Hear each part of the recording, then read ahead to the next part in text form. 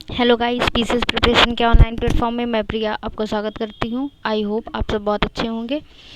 तो अच्छा, comment section में बताया करिए क्लास कैसी है। इतनी क्लासेस ले चुके हैं पर कुछ फीडबैक ही नहीं आता। आप लोग बताइए क्लास कैसी है, ठीक है नहीं ठीक है, कुछ तो बोला करिए। तो अच्छा चलिए देखिए, तुर्कों के आक्रमण से पूर्व भारतीय राजवंश, ये वाला चैप्टर हमने ख़त्म कर दिया था। आज हम लोग नया चैप्टर शुरू करेंगे, तुर्कों का आक्रमण। कौन सा चैप्टर? तुर्कों का आक्रमण। आज हम लोग ये वाला चैप्टर शुरू करेंगे, ठीक है। आज देखते चलिए, इसका पहला क्वेश्चन देखते हैं। छोटे छोटे क्वेश्चन है इसमें के।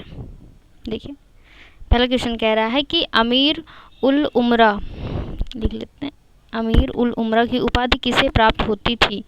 पहला ऑप्शन दिया है कि स्वतंत्र क्षेत्र स्थापित करने वाले सेनापति, दूसरा है युद्ध में जीते गए गुलाम, और फिर है अफरासियाब के वंशज, और फिर है इनमें से कोई नहीं। चौथा ऑप्शन है इनमें से कोई नहीं। इसमें का राइट आंसर हो जाएगा ऑप्शन नंबर ए। ये आपका राइट आंसर हो जाएगा। लिखा है स्वतंत्र क्षेत्र स्थापित करने वाले सेनापति, इनको कहा जाता था अमीर उल उमरा।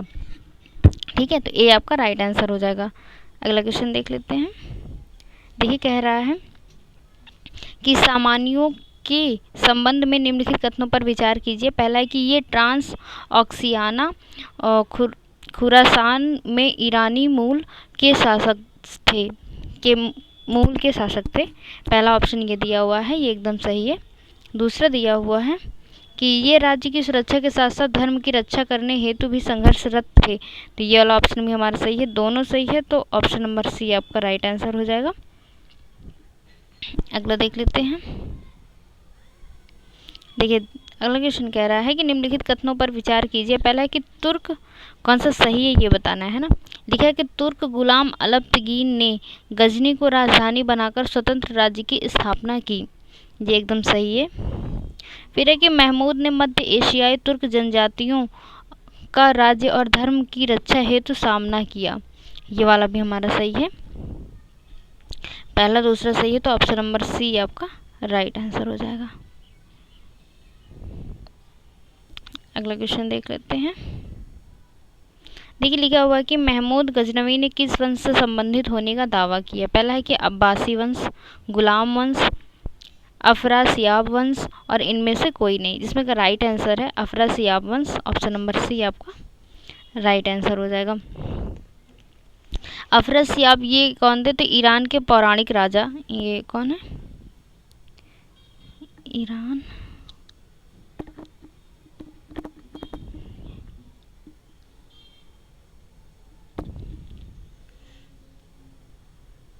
पौराणिक राजा के वंश है ये, ठीक है। और ये कौन है? ईरान के पौराणिक राजा के वंश कौन है? अफरासियाब वंश। इसी से संबंधित होने का दावा किया है किसने? महमूद गजनवी ने, ठीक है। चलिए नेक्स्ट देखते हैं। ये देखिए क्वेश्चन क्या कह रहा है कि कथन है कि महमूद गजनवी ने भारत पर 17 बार आक्रमण किए, और दूसरा कि वह भारत में स्थायी मुस्लिम शासन स्थापित करना चाहता था। लिखा है नीचे दिए गए कूट का प्रयोग कर सही उत्तर चुनिए। पहला कि ए और आर दोनों सही है तथा आर ए की सही व्याख्या करता है। फिर है कि ए और आर दोनों सही है तथा आर ए की सही व्याख्या नहीं करता है। फिर है ए सही है परंतु आर गलत है। फिर है ए गलत है परंतु आर सही है। देखिए इसका जो राइट आंसर हो जाएगा ना, ऑप्शन नंबर सी हो जाएगा कि ए सही है आर गलत है। देखिए महमूद गजनवी ने भारत पर 17 बार आक्रमण की, ये बात तो एकदम सही है। दूसरा ऑप्शन कह रहा है कि वह भारत में स्थायी मुस्लिम शासन स्थापित करना चाहता था, ये नहीं है। क्यों नहीं है? क्योंकि वह ना भारत में सिर्फ लूटपाट करने आया था, लूटपाट करने आया था और इस्लाम धर्म का प्रचार करता था, इस्लाम धर्म का प्रचार करता था। तो इस वजह से दूसरा ऑप्शन हमारा जो दूसरा कथन दिया हुआ है, ये जो कथन दिया हुआ है, इस वजह से ये गलत हो जाता है, ठीक है। तो ए सही है और आर गलत है, तो ऑप्शन नंबर सी आपका राइट आंसर हो जाएगा। देखिए अगला क्वेश्चन क्या कह रहा है। कह रहा है कि गजनवी राजवंश की स्थापना किसने की? पहला सुबुक्तगीन, फिर है अलप्तगीन, महमूद और ऐबक, ठीक है। 4 ऑप्शन दिया हुआ है जिसमें से राइट आंसर है अलप्तगीन। बी आपका राइट आंसर हो जाएगा। अलप्तगीन ने गजनवी राजवंश की स्थापना की और इसकी राजधानी क्या बनाई थी? इसकी जो राजधानी बनाई थी उसने, वो बनाई थी गजनी। ठीक है, गजनी को उसने अपनी राजधानी बनाई थी। अगला क्वेश्चन देख लेते हैं। कह रहा है कि वह हिंद, जो कि पेशावर के निकट स्थित है, की लड़ाई किस किस के बीच हुई, किस किस के बीच लड़ी गई? ठीक है, पहला है महमूद और यशपाल, फिर है दूसरा महमूद और आनंदपाल, फिर है महमूद और जयचंद्र, फिर है मोहम्मद गौरी और पृथ्वीराज। तो इसमें का जो राइट आंसर हो जाएगा महमूद और आनंदपाल है। ठीक है, बी आपका राइट आंसर हो जाएगा। तो ये युद्ध हुआ कब था? तो 1008 से 9 ईस्वी तक के टाइम पीरियड पे ये युद्ध हुआ था।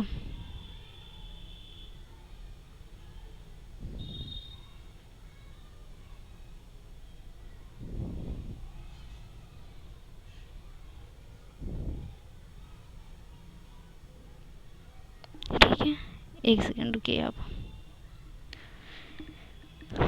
और जो इसमें एक इम्पॉर्टेंट पॉइंट ये है कि इस युद्ध में जब ये दोनों लड़ रहे थे महमूद और आनंदपाल, तो आनंदपाल का साथ किसने किसने दिया था? तो पंजाब में एक जनजाति है, कौन सी जनजाति है? खोखरो जनजाति। खोखरो जनजाति, इसने भी मतलब इस युद्ध में, एक सेकेंड, इसने भी युद्ध में साथ दिया था। खोखरो जनजाति ने किसका साथ दिया था? आनंदपाल का। आनंदपाल, फिर भी इसमें जीता कौन था? महमूद। महमूद की ही विजय हुई थी। ठीक है, तो बी आपका राइट आंसर हो जाएगा। ठीक है, अगला क्वेश्चन देख लेते हैं। लिखा है बुद्ध शिकन। बुद्ध शिकन का मतलब होता है मूर्ति भंजक। क्योंकि ये मतलब ये संज्ञा किसे प्रदान की गई थी, किसने प्राप्त की थी? ठीक है, तो पहला ऑप्शन है महमूद गजनवी, दूसरा है सुबुक्तगीन, तीसरा है मोहम्मद गौरी, फिर है चौथा अलप्तगीन। ठीक है, 4 ऑप्शन दिया हुआ है जिसमें से राइट आंसर हो जाएगा महमूद गजनवी, ए यानी आपका राइट आंसर हो जाएगा। देखिए, इसका भारत पर युद्ध करने का बस एक ही उद्देश्य था। क्या उद्देश्य था? कि लूटपाट करना, यहाँ से धन ले जाना।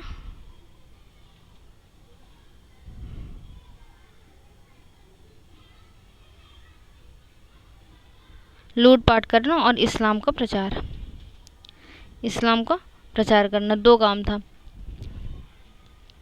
और जब इसको कब ये संज्ञा मिली कि भाई तुम बुद्ध शिकन हो, कब ये संज्ञा दी गई थी? तो देखिए, इसमें जो इम्पोर्टेंट फैक्ट है वो ये है कि जब सोमनाथ पर इसने आक्रमण किया, कन्नौज में किया था, कन्नौज और सोमनाथ में आक्रमण करने के बाद, सोमनाथ मंदिर है ना, वहाँ पर आक्रमण करने के बाद इसको मूर्ति भंजक कहा जाने लगा था। ठीक है, इसको भारत में जानते यही थे कि एक आता है जो इस्लाम धर्म का प्रचार करता है और लूटपाट करके भारत से चीज़ें ले जाता है, खासकर सोने वोने की चीज़ें ले जाता है। तो इसको ऐसे मतलब नाम नहीं पता होता था ना, तो यही बोलते थे कि एक है जो लूटपाट करने आता है भारत में और इस्लाम धर्म का प्रचार करता है। तो ए इसका राइट आंसर हो जाएगा। ठीक है, देखिए अगला देख लेते हैं। देखिए, लिखा हुआ कि महमूद गजनवी के संदर्भ में निम्नलिखित कथनों पर विचार कीजिए। पहला है कि उसने 1025 ईस्वी में सोमनाथ मंदिर पर आक्रमण किया। कौन सा सही नहीं है, ये हमें बताना है, कौन सा सही नहीं है।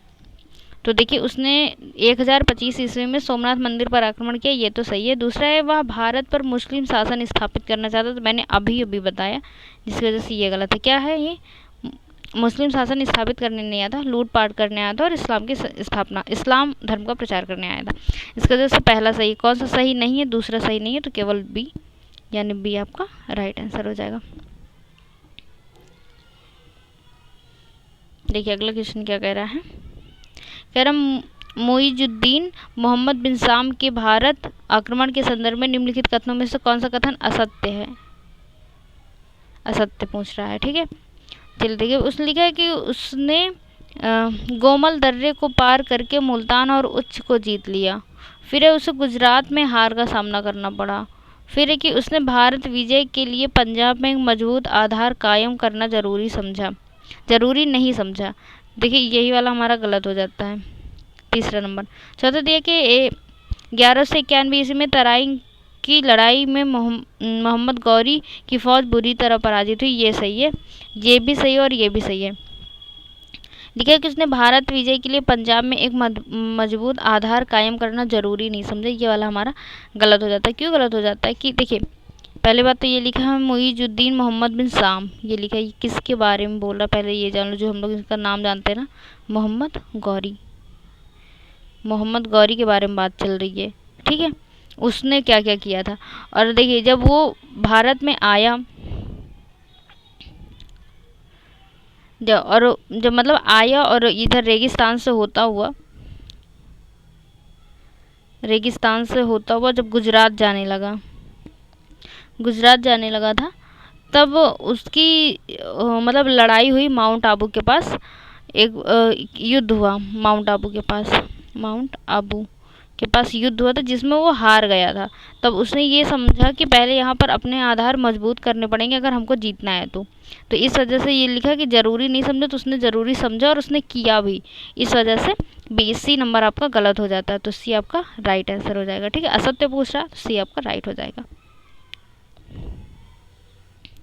अगला क्वेश्चन देख लेते हैं। कह रहा है कि चंदावर का युद्ध किस किस के बीच लड़ा गया। पहला है जयचंद्र और मोहम्मद बिन साम, फिर है जयचंद्र पृथ्वीराज चौहान, फिर है मोहम्मद बिन साम पृथ्वीराज चौहान, और फिर है मोहम्मद गजनी और पृथ्वीराज चौहान। इसमें का राइट आंसर हो जाएगा ऑप्शन नंबर ए, जयचंद्र और मोहम्मद बिन साम। और ये युद्ध कब लड़ा गया था? लड़ा गया है 1194 ईस्वी में। ठीक है, चलिए अगला क्वेश्चन देख लेते हैं। 1194 में ये युद्ध लड़ा गया था।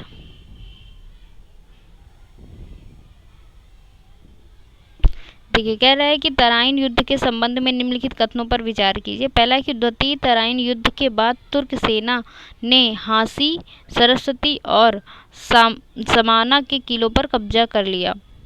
पहला ऑप्शन हमारा ये दिया हुआ है, जो कि दूसरा कौन सा सही है और ये वाला एकदम सही है। दूसरा कह रहा है इस युद्ध के बाद पृथ्वीराज ने कुछ समय तक अजमेर में शासन किया। ये भी सही है, तो ऑप्शन नंबर सी आपका राइट आंसर हो जाएगा।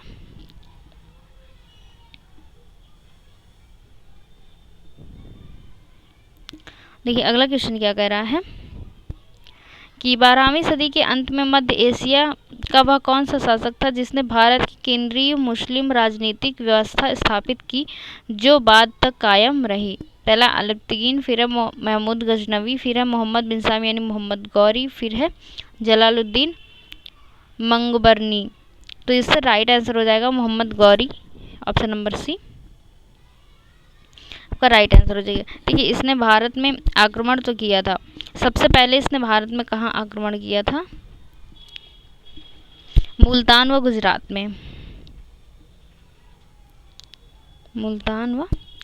में। सबसे पहले आक्रमण यहीं पर किया गया था। ठीक है, और सबसे लास्ट जो आक्रमण था वो कहाँ पर किया था उसने, किसके बीच में हुआ था? तो 1206 ईस्वी में हुआ था खोखरो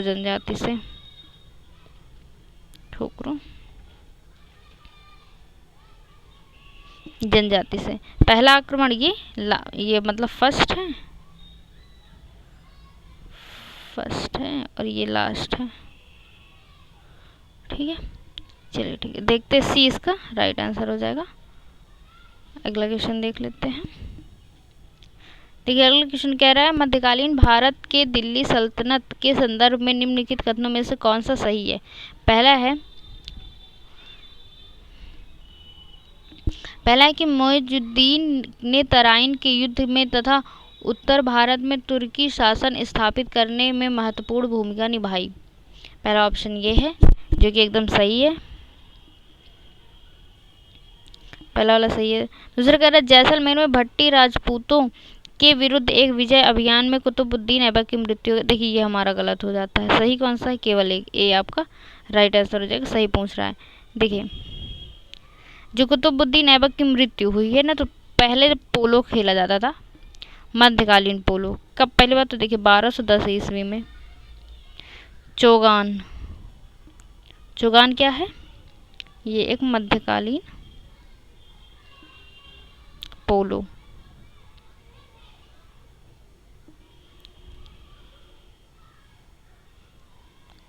गेम है ये, ठीक है। मध्यकालीन एक पोलो जो कि गेम है, चौगान इसको बोलते थे। वो खेलते वक्त जब वो घोड़े से गिरा था, खेलते समय घोड़े से गिरकर मृत्यु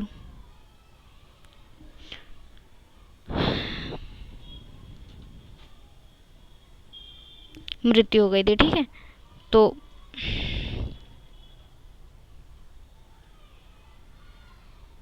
है ना, तो इसमें राइट आंसर हो जाएगा ए, है ना, ए आपका राइट आंसर हो जाएगा, ठीक है। समझ में तो आ ही गया होगा। अगला देख लेते हैं,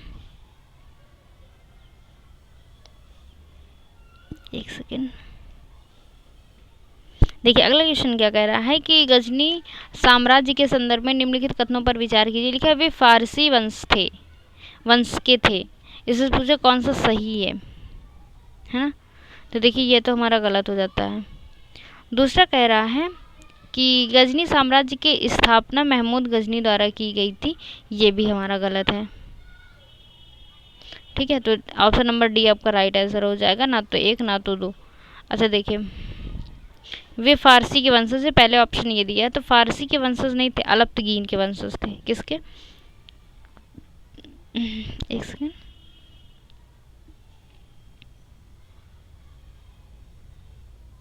ये है अलप्तगीन के वंशज थे। और लिखा गजनी साम्राज्य की स्थापना महमूद गजनी द्वारा की गई, तो महमूद गजनी द्वारा नहीं की गई थी, वो भी अलप्तगीन के द्वारा ही स्थापना की गई थी।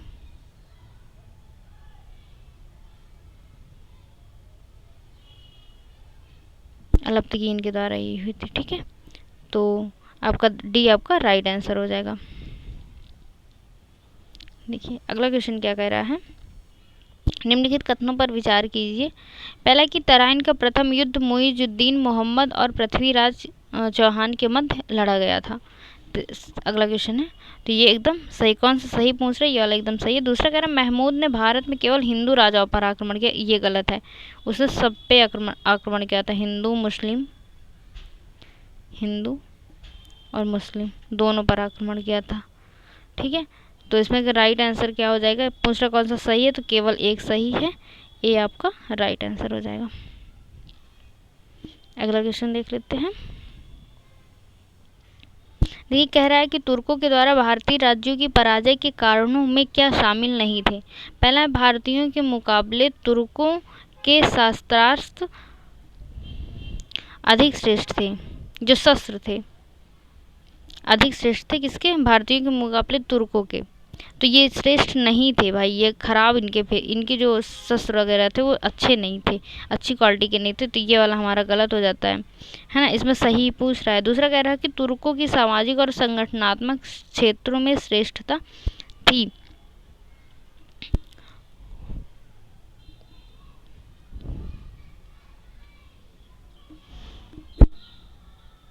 इसमें क्या पूछ रहा है, देखिए तुर्कों द्वारा भारतीय राज्यों की पराजय के कारणों में क्या शामिल नहीं था। सॉरी, ये वाला हमारा सही हो जाता, नहीं पूछ रहा है ना, मैंने ध्यान नहीं दिया था, नहीं पूछ रहा है ना, पहला वाला हमारा सही हो जाता है। और तुर्कों की सामाजिक तथा संगठनात्मक क्षेत्रों में श्रेष्ठता थी, ये वाला हमारा गलत हो जाता है। तो कौन सा सही हो जाएगा, ऑप्शन नंबर ए आपका राइट आंसर हो जाएगा। सॉरी वो मेरे से हो गया गलती से। चलिए देखिए अगला क्वेश्चन क्या कह रहा है कि नीचे दो कथन दिए गए हैं, जिनमें से एक कथन ए तथा दूसरे का कारण आर कहा गया है। पहला कि भारत पर तुर्की आक्रमण सफल हुए, ठीक है, तो ये एकदम सही है, इसका ये कथन है। और इसका कारण क्या है कि उत्तर भारत में राजनीतिक एकता नहीं थी, ये भी सही है। तो दोनों सही है, तो ऑप्शन नंबर ए आपका सही हो जाएगा। कथन ए तथा कारण आर दोनों सही है, तथा आर कथन ए की सही व्याख्या करता है, राइट है, ठीक है। तो ए आपका राइट आंसर हो जाएगा, ठीक है। तो चलिए आज की क्लास ये भी ख़त्म करते हैं। ये चैप्टर बस छोटा सा था, इतना ही था, तो ये वाला चैप्टर ख़त्म हो जाएगा।